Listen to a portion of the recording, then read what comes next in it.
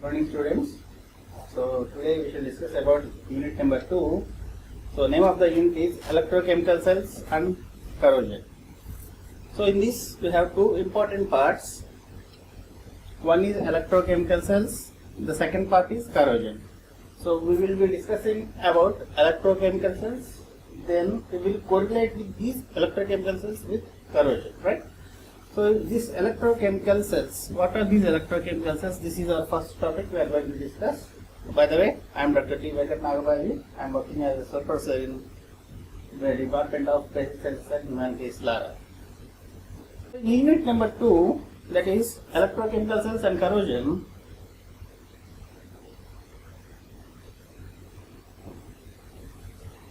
The first part we have dealing is electrochemical cells. In the electrochemical cells, we are going to deal with these important topics. The first topic is what is single electrode potential? Yes, this is single electrode potential. What is the single electrode potential? This we have to understand. The second important topic is what is electrochemical series and what are the uses of the electrochemical series. This is our second concept. The third concept is the reference electrodes. So what are these reference electrodes? And for example, we are going to discuss two important electrodes. First one is standard hydrogen electrode, simply we write as SHE, which we have already learned in our previous classes.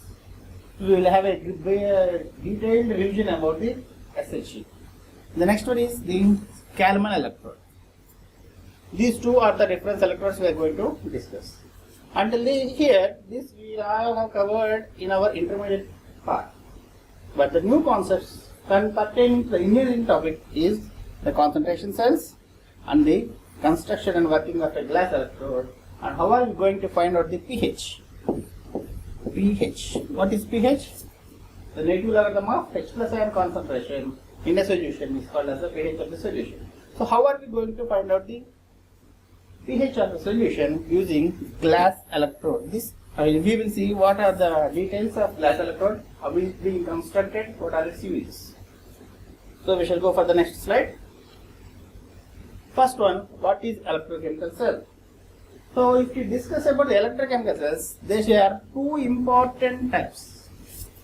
The first one is called as voltaic cell. They are also called as the galvanic cell. Voltaic cell or galvanic cell. So here we are going to produce current by spontaneous chemical reactions.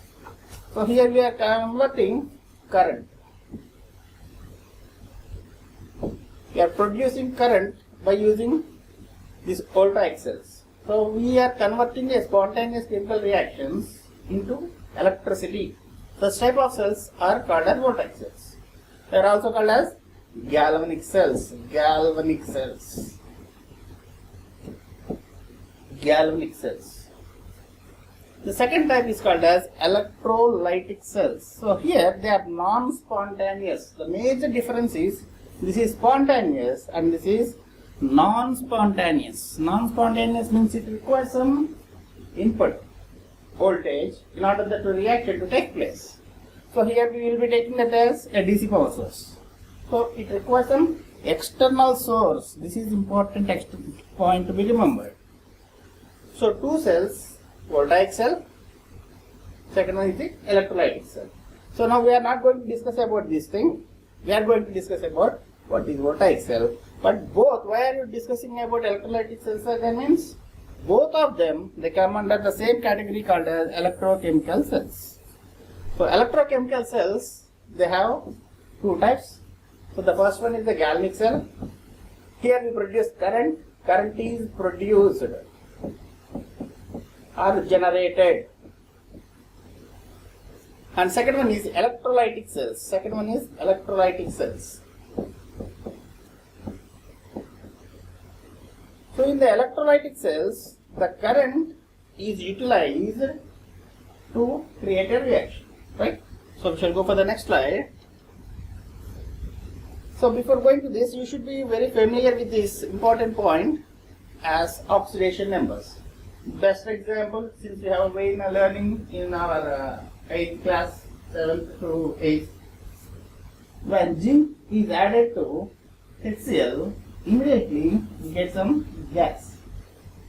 So what gas is this? Here you can see the fumes here. So these fumes are hydrogen gas. So what's happening? So if you see here, the solid is zinc, this liquid is HCl. When zinc is added to HCl, we are getting hydrogen gas. How is this possible? This is the equation. So zinc reacts with H plus ions. Where is this H plus ions coming from? From HCl. So HCl gives rise to H plus plus Cl minus. And this H plus reacts to zinc.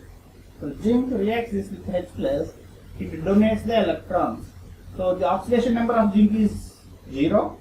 The oxidation number of H plus ion. Positive ion will be the charge of the ion, negative ion will be the charge of its own ion. For neutral molecules it is 0. This is the thing you should remember. And you should recollect. From intermediate we will be gaining this important knowledge of oxidation numbers. So zinc turned into Zn plus 2. So from Zn it changes the shape of Zn plus 2. So oxidation number from 0 it has been transformed to plus 2 oxidation state. And next here it is in plus 1 oxidation state. So there are two H plus ions. So from plus 1 oxidation state it has changed to 0 because it is evolving as gas. This is the hydrogen gas. That's all.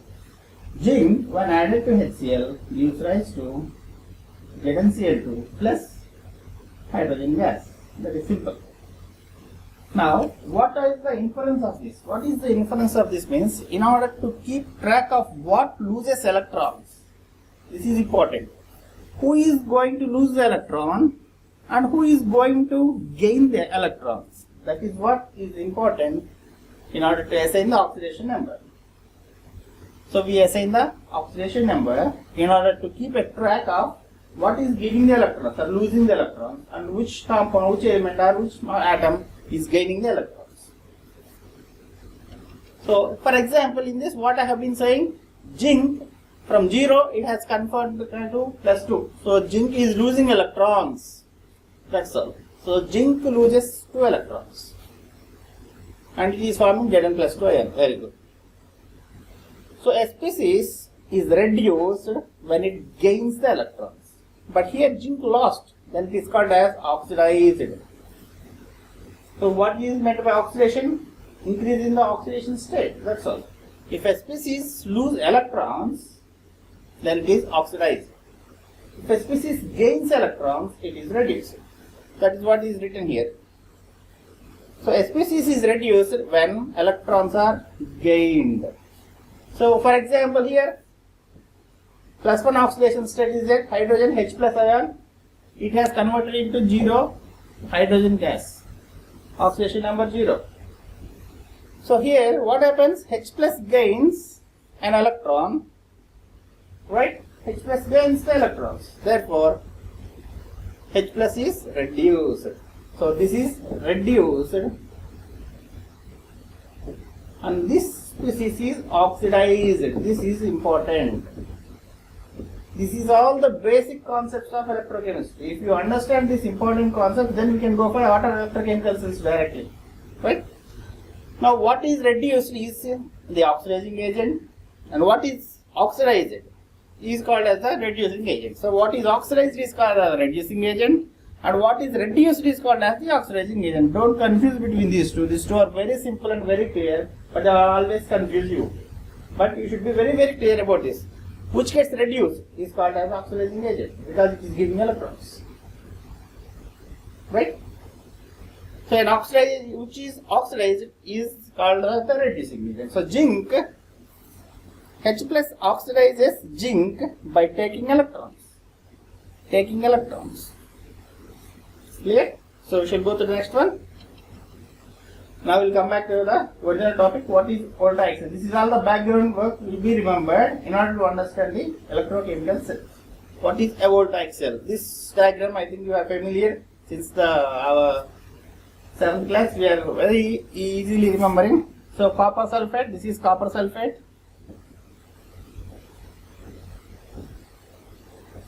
This is copper rod dipped in copper sulfate solution. This is zinc rod dipped in zinc sulfate solution. So this is zinc rod. This is copper rod. This is zinc sulfate solution. When these are connected through salt bridge, we get the voltage of 1.1 volt. This is called as voltaic cell. So what is this voltaic cell? What is happening here? So if we can use the energy, what energy? The energy released either by gaining of electrons or by losing of electrons. So if that energy, if it can be utilized to do some work.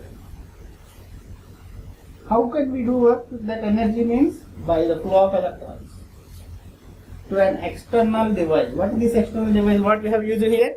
This is our multimeter. A voltmeter, we call it as voltmeter. So, by passing these electrons through some other device, we can utilize this energy to produce some work. So that is why current has played, is still playing a major role. So we call such setup as a voltaic cell. So a voltaic cell means, we will abridge this what we have discussed till now. This is the voltaic cell. It looks like this. That is simple voltaic cell. What we have discussed in the previous slide. So this is very simple. Zinc rod dipped in zinc sulfate solution, copper rod dipped in copper sulfate solution, and they are externally connected using a wire, ammeter, internally connected by a salt bridge. Now we will see what is salt bridge also slowly. Now we will come back to engineering level. This is called as a voltaic cell. What is this voltaic cell? So here we have taken as simply like that. This is zinc sulfate. Instead of zinc sulfate we have written zinc nitrate. If you want you can write zinc sulfate also. ZnSO4. Or here we have taken as NO3 minus. So ZnNO3 twice zinc nitrate, right? So the switch is here. So zinc rod is dipped in zinc sulfate solution, copper rod is dipped in copper sulfate solution, right? Here it is, instead of sulfate we have used the nitrate. So this is copper nitrate, this is zinc nitrate, right? They are externally connected through a voltmeter and internally connected to salt bridge. This is called the salt bridge. Salt bridge.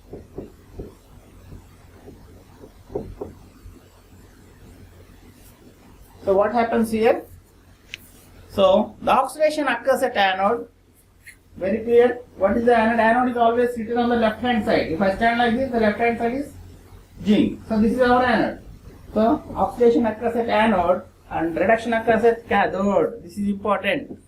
Oxidation at anode, reduction at cathode. The flow of electrons always, what happens? It flows. The electrons flows from anode towards the cathode. The direction of flow of electrons is always from anode to cathode. This is very, very important. Externally through the wire, what happens? The flow of electrons. This is the flow of electrons. When the switch is on, immediately the electron starts flowing from the zinc rod to the copper rod through the external wire.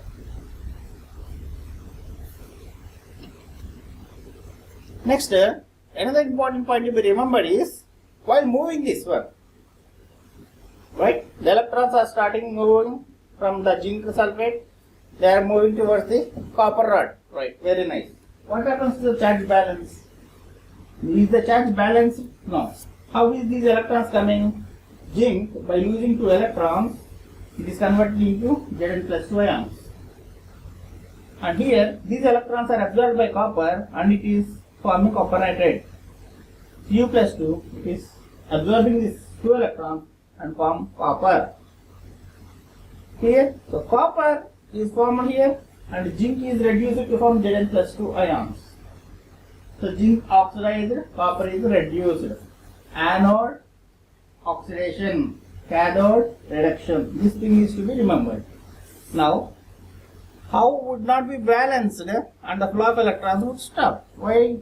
If there is no salt bridge here, what happens? After some time, there will be no current. So once even one electron flows from anode to cathode, the charges in each beaker would not be balanced and the flow of electrons would stop. Right? If only one electron has moved from zinc towards the copper, then also the reaction stops. So therefore, what should we use in order to continue the reaction to take place continuously? It's a inverted U-tube shaped container, which is called as the salt bridge. This is called the salt bridge. So this is our salt bridge. This is all you have learnt in your intermediate, but still these are very basics of our electrochemical cells and corrosion. So this chapter is at the basics. These basics you should always remember. So while representing, anode will be always on the left hand side, cathode will be always on the right hand side. So they are externally connected through a wire and internally connected with a salt bridge. So this salt bridge, okay, right, what is there in the salt bridge? I said it is a U-tube or U-shaped tube. In that U-shaped tube we have the charge balances. Keep a salt solution. So what happens? Cations move towards the cathode. Always remember this point. Cations move towards cathode, anions move towards anode. This is a U-shaped, right? It is in the U-shaped tube. So in this, what is there? The name itself indicates that is some salt. Salt. What salt we will be taking generally? The sodium and the potassium salts. So generally we take sodium nitrate salt here, or sodium sulfate salt, right? So why should we use this salt bridge? To make the charges balanced. So once the electrons start moving from zinc to copper, in order to revert back the electrons, we need to use the salt bridge here. This is the main important thing to be remembered. And now you should remember what is cathode and where is anode. So always cations move towards the cathode and anions move towards the anode. This is the important point to be remembered. Cations move towards the cathode and anions move towards the anode. This is up to here we have discussed it. Now we will continue the next topic, next concept.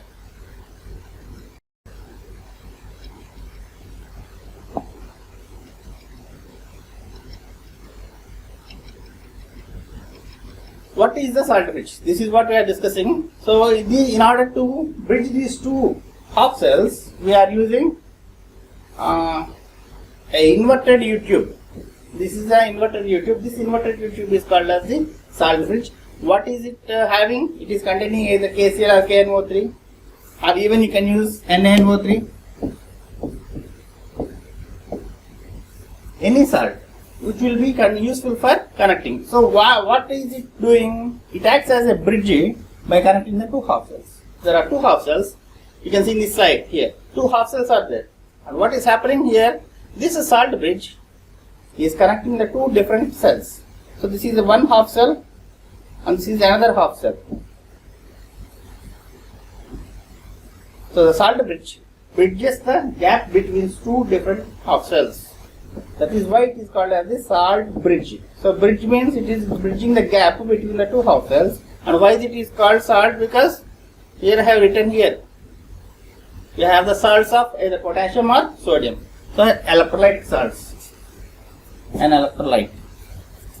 So what are the uses of the salt bridge? That you should be very familiar with. It is used to complete the electrolyte circuit. The electric circuit should be complete. The second one is it should prevent the mixing of the solutions of the two half cells. If the zinc sulfate solution, copper sulfate solution mix each other, what happens? According to the rules, zinc displaces copper, that's all. So there will be no electricity production. In order to enhance the production of electricity and prevent the mixing of the two solutions, this is important point, prevent the mixing. And next, in order to help them maintain the electric neutrality, this is our main motto.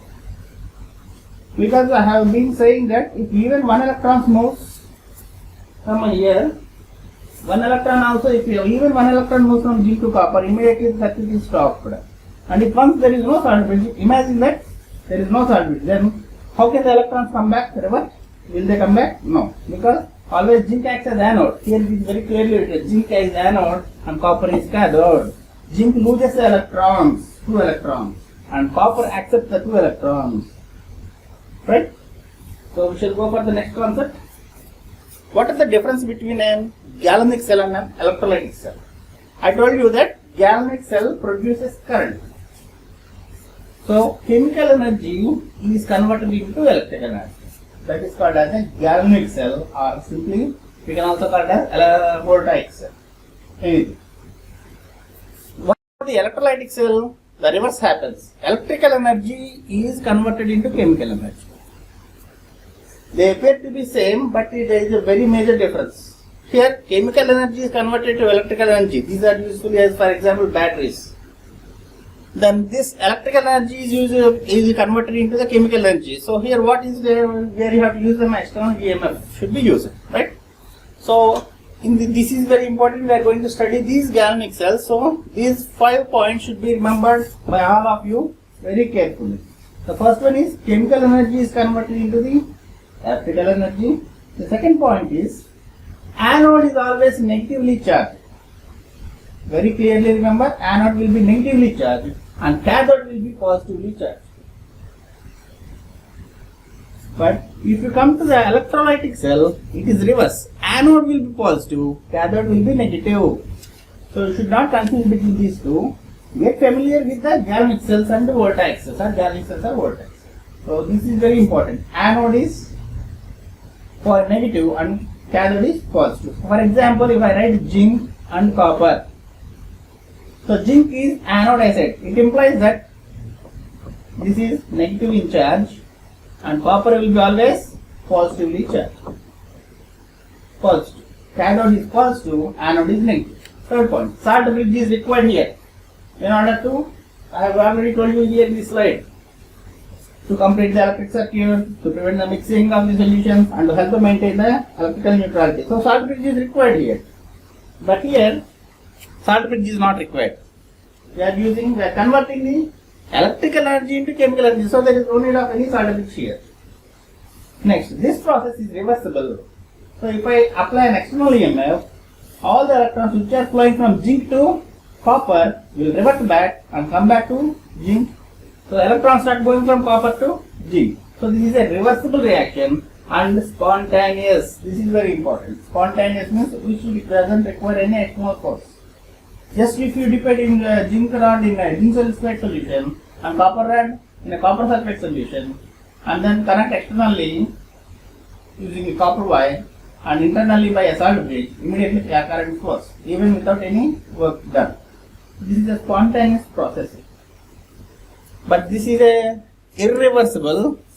Irreversible means if once the reaction is done, we cannot revert it back. That is irreversible. Another one is non-spontaneous. Not spontaneous means non-spontaneous.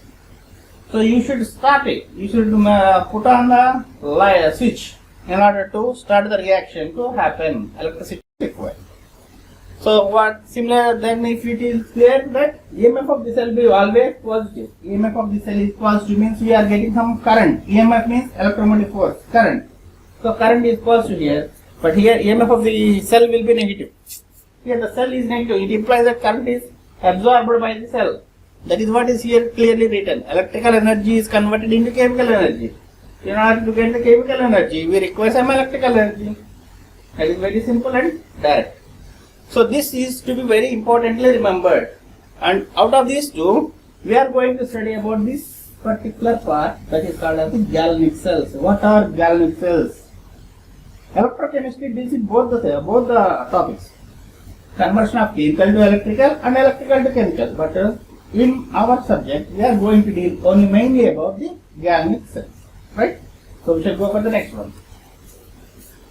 So how can you show the cell notation? Always, can I show the diagram, the big diagram which I have been showing here? If I say voltaic cell, can I put always a beaker and put zinc rod in zinc sulfate solution, copper rod in copper sulfate solution, connected by an external wire and internally by a salt bridge? So this entire diagram should be remembered in a single line.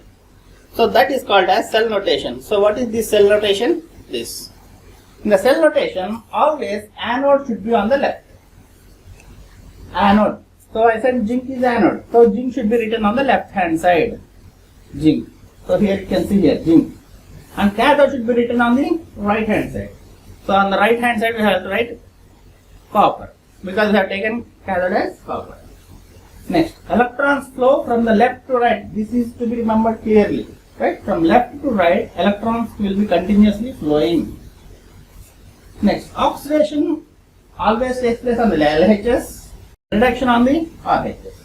So zinc gets oxidized, so zinc converts into Zn plus 2, whereas Cu plus 2 converts into Cu. A single vertical line means it is the electrode. A double line means it is the salt bridge. So this is our cell notation. So if you observe this, what is to be understood?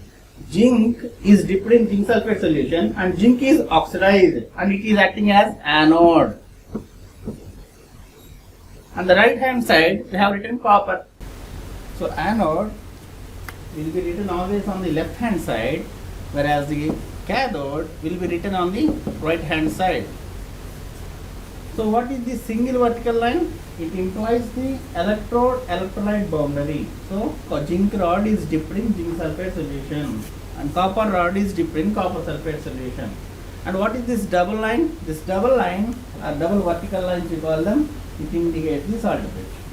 So here we have it. This is the double vertical line. This is the salt bridge. And this part is anode half cell and this part is cathode half cell. So cathode half cell will be on the right hand side, whereas anode will be always on the left hand side. Electrons will flow from anode to cathode like this. So this is all about cell notation. So how to represent, instead of drawing all the things, we will be writing it in a single line like this. This is called as a cell notation. So here I have shown again the same thing. So we shall go for the next one. What is this EMF? I said EMF is generated, current is produced. What is meant by EMF? EMF or electromotive force.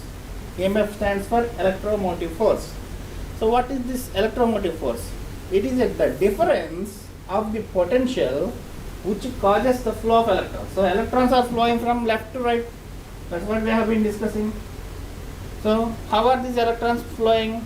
So here I said from zinc electrons are moving towards the copper. Yes. How are these flowing? What is the reason behind this flow? That reason is the difference of the potential. Right? Always the electrons flows from high potential towards the low potential.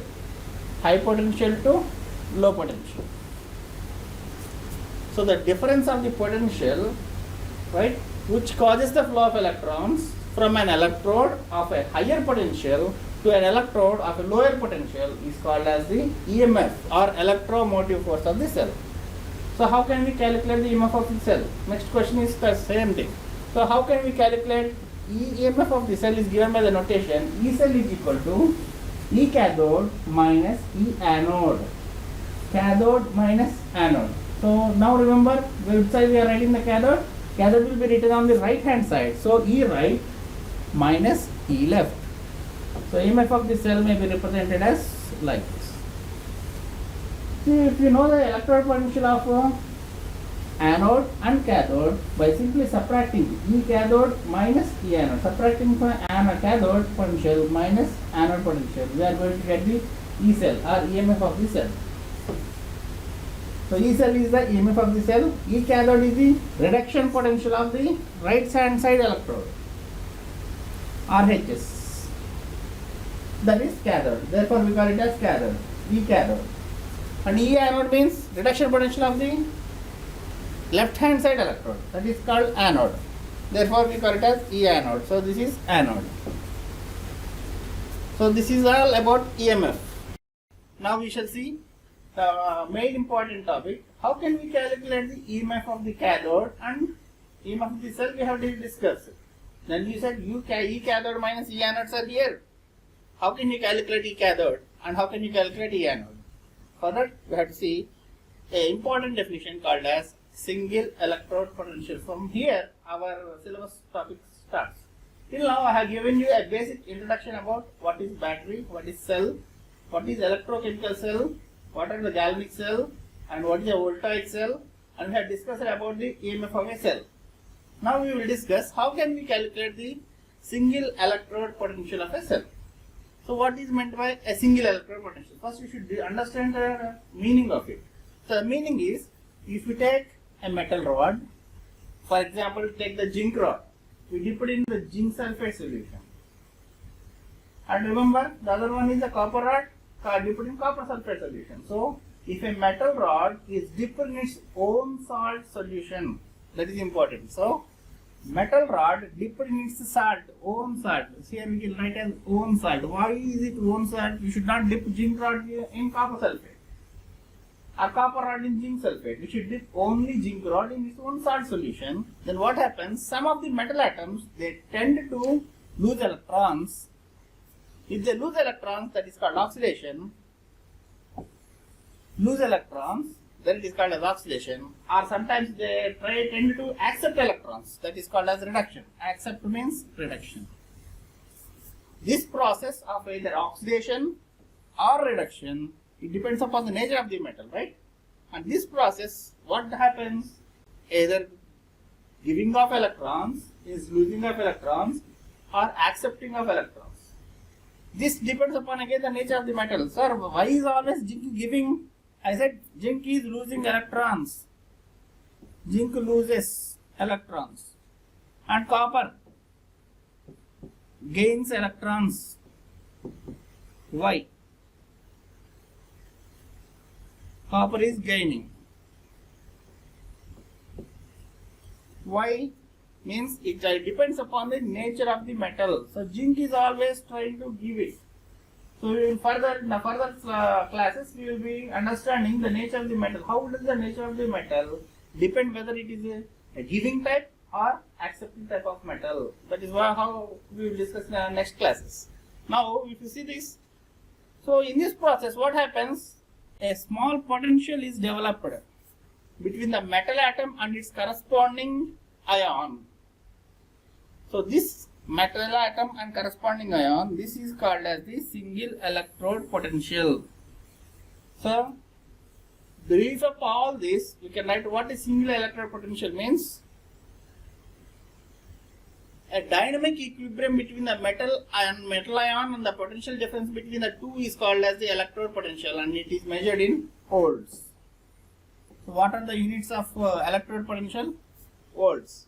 So according to IUPAC, there are two types. Here I told you, either to lose electrons or accept electrons. If they lose, we call it as oxidation.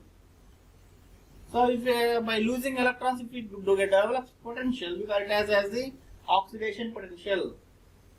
By accepting electrons, if it develops potential, we call it as the reduction potential. So which one should be taken, sir? Means IUPAC has given us a clarification that always the reduction potential should be taken. So reduction potential itself is called as electrode potential. If I simply say the electrode potential of zinc is, means it implies that what am I talking about? We are talking about the reduction potential only, until and unless it is specifically mentioned. If I say oxidation potential, for example, so reduction potential of, so reduction means Zn plus 2 is converted into Zn. Its value is minus 0.76 volts. 0.76 volts. If I write it as minus and said like this is reduction potential. You have to show it as minus. So how can I find out oxidation potential means? That is for writing E zinc slash Zn plus 2. It means that zinc is oxidized to Zn plus 2. It is oxidative to oxidation potential. It is simply reverse the sign. We have reversed the symbols. So reverse the sign. Minus becomes the plus. This is called oxidation potential. Oxidation potential. If I mention clearly the oxidation potential of zinc is plus 0.76 volts, then it is correct. If I simply say the electrode potential of zinc, then you should not say plus 0.76 volts, but you have to say minus 0.76 volts. Why? because IUPAC has conventionally mentioned clearly that you have to take the reduction potential as the electrode potential unless it is specifically mentioned. So always remember, electrode potential means reduction potential only. No need of again specifying again and again. Electrode potential of an electrode means it is its reduction potential. Clear? So we will go for the next topic. What is the standard electrode potential? Electrode potential means, okay, right, you got it. Either oxidation by losing electrons, or gaining electrons, or accepting electrons, reduction potential. Now what is this? Standard electrode potential. It is the measure of the tendency of a metallic electrode by either losing electrons or gaining electrons. That's what I have written here. Either to lose electrons or gain electrons, both is there. When it is dipped into its own salt solution, that is very important. You should write it clearly. In contact with its solution of its own salt. And what is the concentration of the salt solution? 1 molar concentration.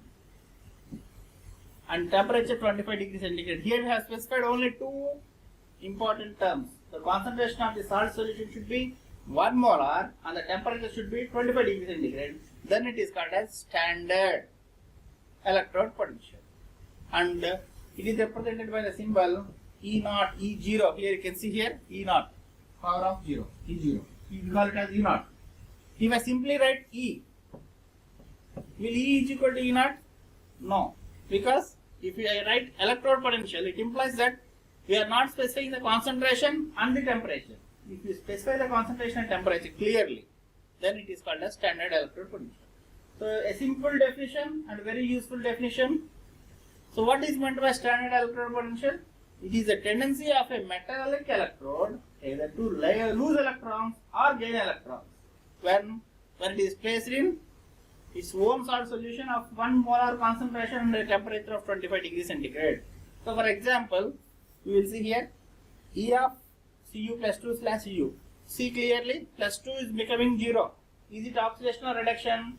Reduction, because the oxidation number decreases. So it is reduction potential. So reduction.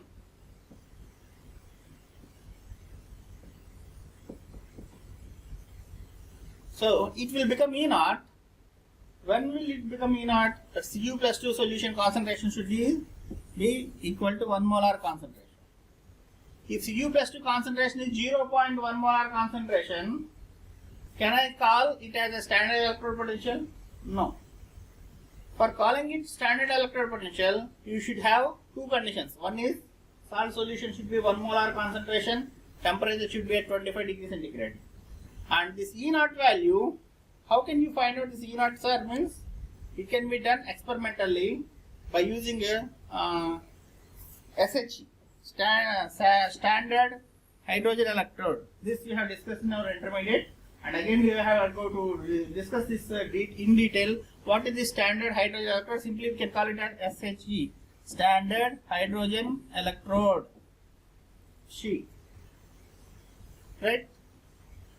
Now we have to discuss about the thing. Before going to that, you should remember this concept also called as what is electrochemical series. So what is this electrochemical series? So we have got the electrode potentials, standard electrode potentials of different metals. We have number of metals. When these metal rods are placed in its own salt solution, then we are getting different types of values. If I make these values in a chronological order, increasing order or decreasing order, that series is called as electrochemical series. So like this. See here, this is an example of electrochemical series. I have taken only some metals. So for example, for lithium metal, if you see here, its value is E0 value. See here very clearly E0. E0 means standard electrode potential. E0 value is minus 0.03 volts. Lithium. See for gold, plus 1.50 volts. Now say which one is going to be oxidized easily? Oxidation of the metal decreases slowly. So this will be easily, reactivity will be very high. So lithium Li plus takes the electron immediately to form lithium. Is it correct? No, the thing is reverse because it is in negative sign. I told you this is all reduction potentials. Reduction potential means always it will be in the reverse thing, you have to remember. So lithium always tries to lose electrons, whereas gold always tries to accept electrons. The tendency of losing electrons will be higher in the series and becomes lower chronologically to the bottom. So now if you see, observe clearly, here we have the zinc. So zinc, I told you, minus 0.76 volts. And I put in copper. Copper value is plus 0.34 volts. What does it mean? Copper always tries to accept electrons. Zinc always tries to, zinc always tries to lose electrons because it is having negative electrode potential. This series, we have increasing order, we have put it.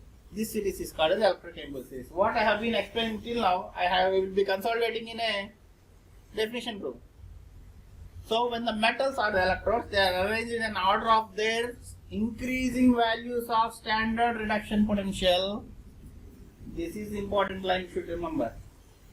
When the metals or the electrodes, what you call them as, we have to put them in an increasing order of their standard reduction potentials on the hydrogen scale. This is also important. We have to use a hydrogen scale.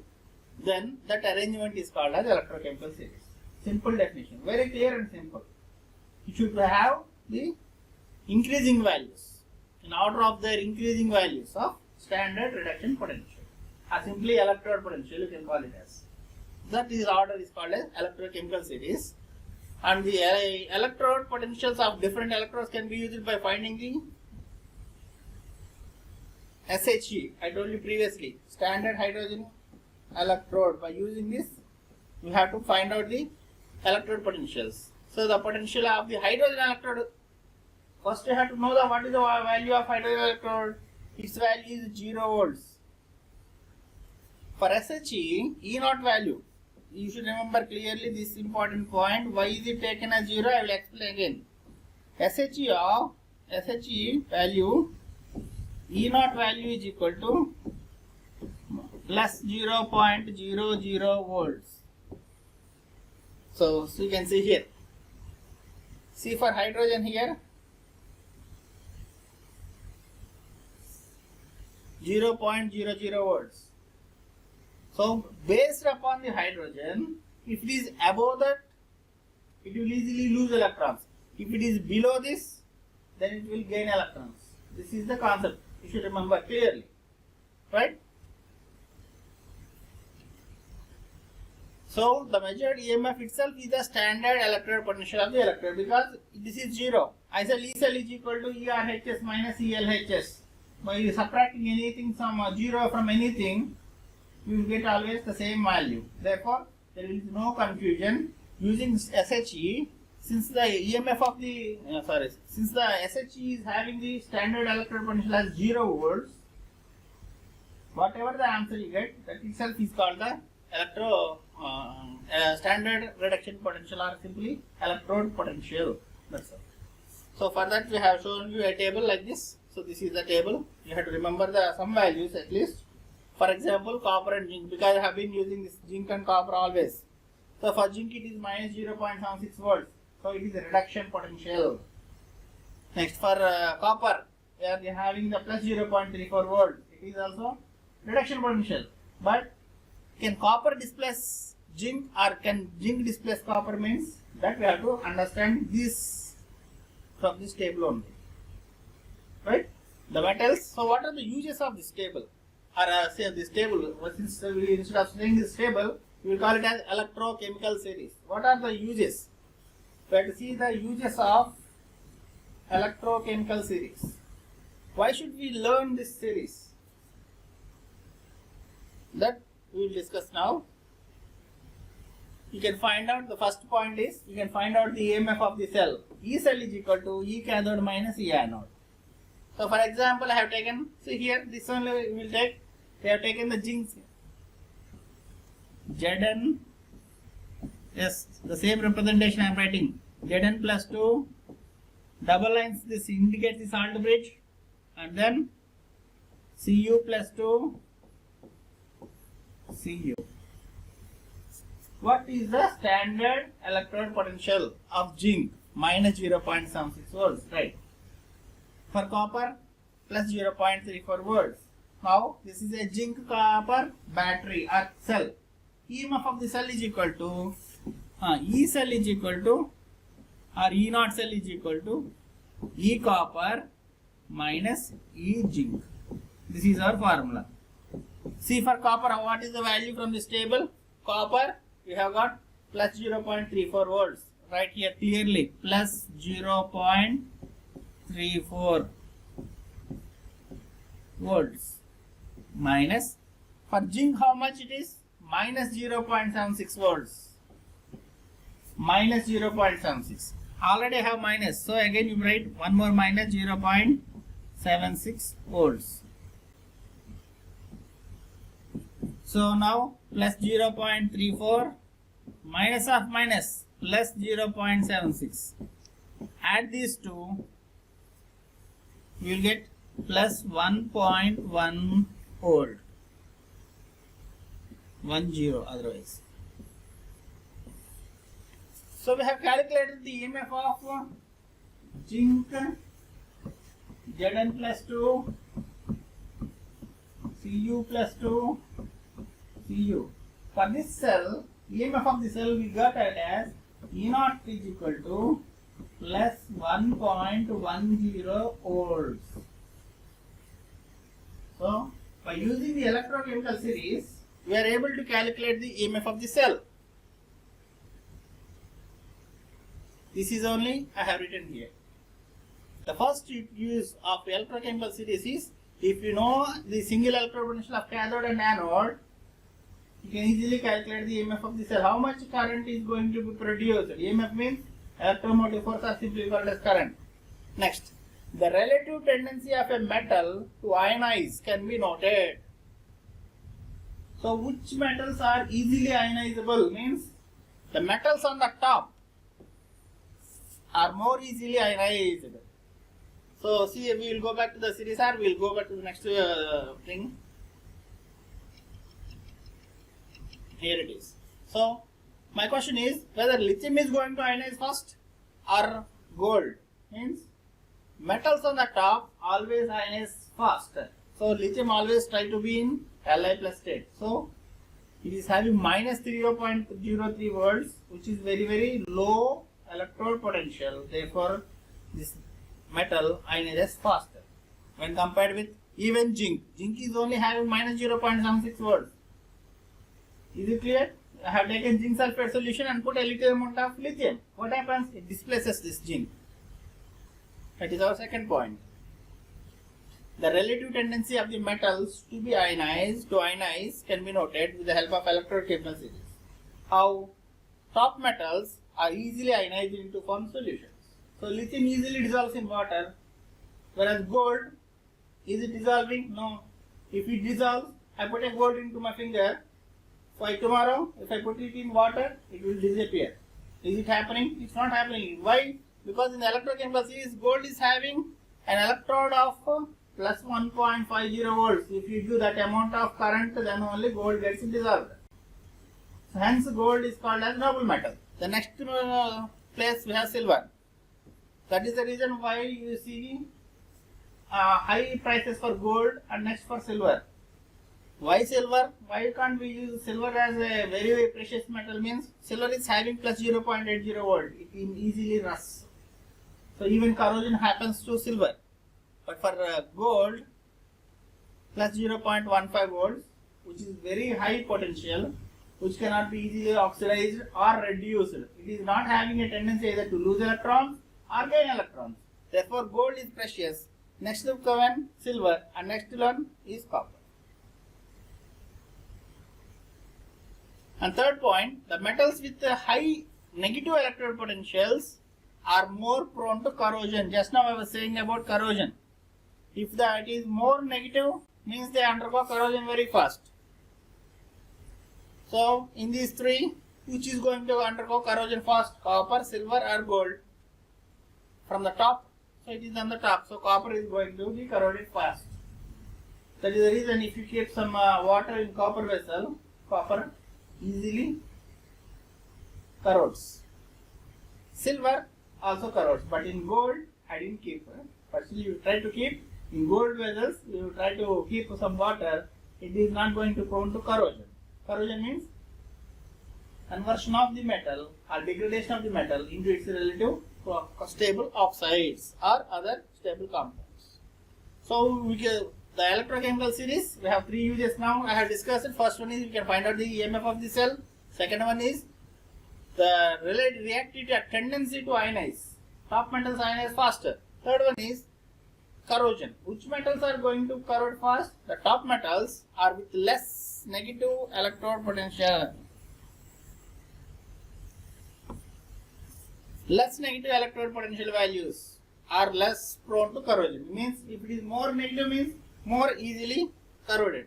So see here, my question is whether lithium is going to undergo corrosion or aluminium.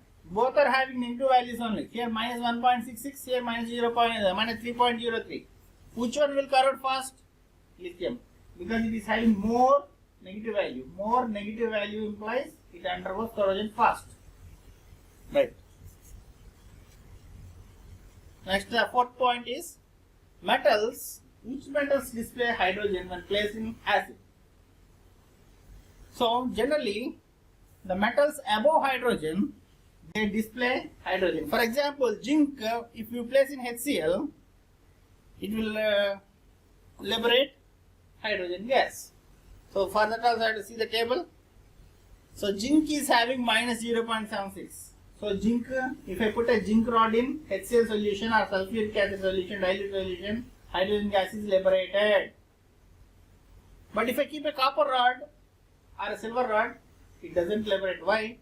Because the hydrogen is having 0, whereas copper is plus 0.34 and gold is plus 1.50. So above hydrogen, they display hydrogen gas from acids. So that also you can understand from this. So this is a cell EMF, standard reduction potential.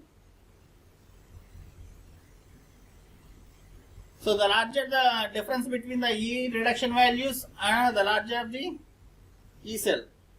EMF of the cell will be more if the reduction value difference is very high. So if you see here, EMF of the cell here, the reduction potential value, cathode value, if it is high, more positive, this is more negative, then the EMF of the cell also will be very, very high. So the difference from here to here. If I take simultaneously, the EMF of the cell, the current output will be very, very less. Next, in a voltaic cell or the spontaneous reaction, generally the cathode is more positive and the anode will be more negative.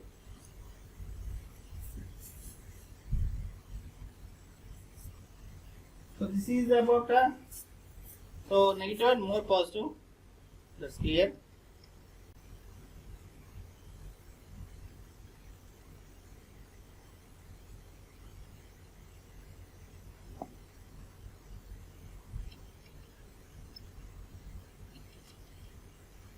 So this is the formula. E cell is equal to E cathode minus E anode. This is what I have been saying.